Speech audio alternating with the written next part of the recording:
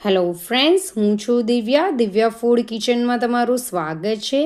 આજે હું તમારી સાથે શેર કરીશ ખજૂર અને આમલી વગરની ચટણીની રેસિપી, જેને તમે સ્ટોર પણ કરી શકો છો। તો ફ્રેન્ડ્સ, મોડું નહીં કરતાં આપણે ચટણી બનાવવાનું સ્ટાર્ટ કરીએ। અહીંયા પેન લઈ લીધી છે, તેમાં 2 ટેબલસ્પૂન જેટલું આમચૂર પાવડર લઈ લીધું છે, અડધી ચમચી જેટલું સંચળ લઈ લીધું છે, અડધી ચમચી મીઠું લઈ લીધું છે। આ બધાને આપણે પેણીની અંદર જ મિક્સ કરવાનું છે। 1 ચમચી જેટલો ચાટ મસાલો લઈ લીધો છે, ત્યાર પછી 1 ચમચી રોસ્ટ કરેલું જીરાનો પાવડર લઈ લીધો છે, અને તેની સાથે 1 ચમચી કાશ્મીરી લાલ મરચું લઈ લીધું છે, જેથી ચટણીનો કલર ખૂબ જ સારો આવશે, અને 3/4 કપ જેટલું પાણી લઈ લીધું છે। આ બધાને આપણે અત્યારે ગેસ પર નથી મૂકવાનું, ફક્ત એને પેણીની અંદર બધું બરાબર મિક્સ કરી દેવાનું છે, અને મિક્સ થઈ જાય ત્યાર પછી જ આપણે તેને ગેસ પર મૂકવાનું છે। અહીંયા બધું બરાબર મિક્સ થઈ ગયું છે, તો હવે મેં એને ગેસ પર મૂકી દીધું છે। તો આપણે તેને લો ફ્લેમ પર જ કૂક કરવાનું છે। તો અહીંયા લો ફ્લેમ જ છે, હાઈ ફ્લેમ પર કૂક કરવાનું નથી, નહીં તો ચટણી નીચેથી બળી જશે।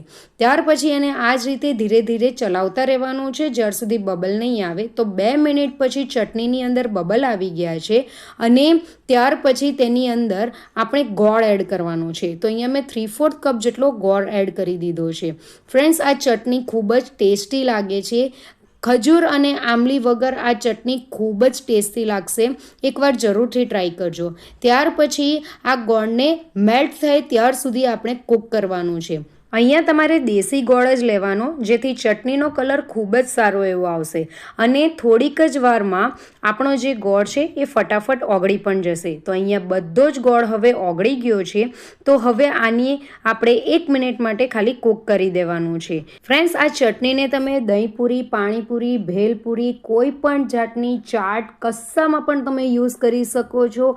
ખજૂર અને આમલી વગર પણ આ ખૂબ જ ટેસ્ટી લાગશે આ ચટણી। આને તમે 3 દિવસ સુધી બહાર રાખી શકો છો, અને 15 દિવસ સુધી ફ્રીઝમાં રાખીને સ્ટોર પણ કરી શકો છો, અને 6 મહિના માટે તમે રેફ્રિજરેટરમાં રાખીને પણ તમે સ્ટોર કરી શકો છો। તો અહીંયા આપણી ચટણી પહેલાં કરતાં ઘટ થઈ ગઈ છે। તો હવે હું તમને બતાવું છું કે જ્યારે આપણે ચમચો લઈએ છીએ ત્યારે એની ઉપર આ રીતનું લેયર થાય છે। તો બસ આપણે આટલી જ કન્સિસ્ટન્સી રાખવાની છે।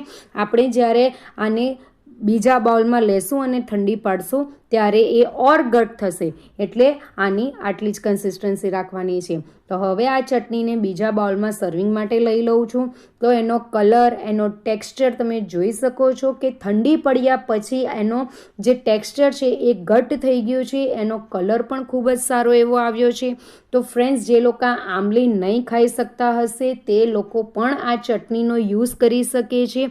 જે લોકોને આમલી માફક નહીં હોય તે લોકો માટે તો આ બેસ્ટ ઓપ્શન છે। તો ફ્રેન્ડ્સ, તમને મારી આજની રેસિપી ગમી હોય તો મારી રેસિપીને શેર, લાઇક અને કમેન્ટ કરજો, અને મારી ચેનલને જરૂરથી સબસ્ક્રાઈબ કરજો। Thank you for watching. મળીએ એક નવી રેસિપી સાથે। બાય।